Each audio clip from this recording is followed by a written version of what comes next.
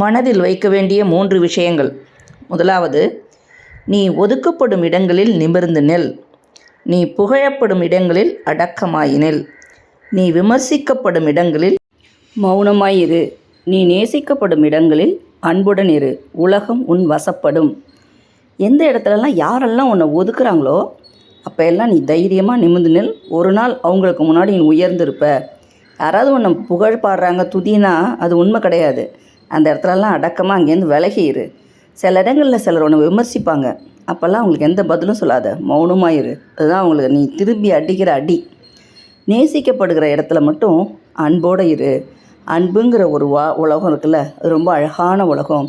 அந்த அன்பான உலகம் இருந்துச்சுன்னா இந்த உலகமே வசந்தமாக இருக்கும், சந்தோஷமாக இருக்கும். நீங்களும் சந்தோஷமாக இருக்க முடியும். உங்களது திறமைகளை கூட பலர் திமிராக பார்க்கலாம்.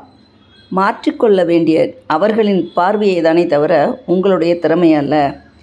படிக்கிற காலத்துலலாம் நம்மளுடைய ஃப்ரெண்ட்ஸ் நம்மளுடைய திறமையை பார்த்துட்டு அதை முன்னேற்றணும், நமக்கு உறுதுணையாக இருப்பாங்க. ஆனால் வேலை பார்க்குற இடத்துல நிச்சயமாக அந்த மாதிரி இருக்க மாட்டாங்க. நம்மளுடைய திறமையை பார்த்தோன்னா அவங்களுக்கு எப்படி இருக்குன்னா, என்ன இவங்க மட்டும் இப்படி எல்லாமே நல்லா பண்ணுறாங்க, எல்லாமே நல்ல பேர் எடுக்கிறாங்க, எல்லாமே நல்லா உழைக்கிறாங்க, எப்படி இவங்களால முடியுது அப்படிங்கிற அந்த ஒரு பொறாமை உணர்வு அவங்களுக்கு வந்துடும். அப்போது நம்ம செய்கிற உழைப்பை, நம்ம செய்கிற திறமையை அவங்க விமர்சிப்பாங்க. இது என்ன இவங்க பண்ணுறாங்க, இந்த மாதிரி மோசமாக பண்ணுறாங்க, இப்படி வேலை செய்கிறாங்க, இதெல்லாம் தேவையே இல்லை, இந்த மாதிரி இதை மாற்றிக்கணும், இப்படிலாம் அவங்க விமர்சிப்பாங்க. ஆனால் சிலர் இன்னும் உங்களுடைய திறமை ரொம்ப நல்லா இருக்கும்போது எல்லாருக்கிட்டையும் அப்படியே நீங்கள் உங்கள் ஆளுமையோடு இருக்கும்போது என்ன சொல்லுவாங்க அப்படின்னா, எவ்வளோ திமிராக இருக்காங்க பார்த்தீங்களா, இந்த திமிரெலாம் எப்படி இருக்கும் நம்ம பார்த்துக்கலாம் அப்படி சொல்லுவாங்க. ஆனால் அதில் அவங்களுடைய பார்வையையும் கண்ணோட்டத்தையும் மாற்றணுமே தவிர உங்களுடைய திறமையை நீங்கள் மாற்றிக்கணுங்கிற தேவையில்லை. உங்களிடம் உண்மை இருந்தால், உங்களிடம் உழைப்பு இருந்தால், உங்களுடைய திறமை இருந்தால் நிச்சயமாக நீங்கள் வாழ்க்கையில் ஒரு நாள் முன்னேறி உச்சநிலையை அடைவீர்கள்.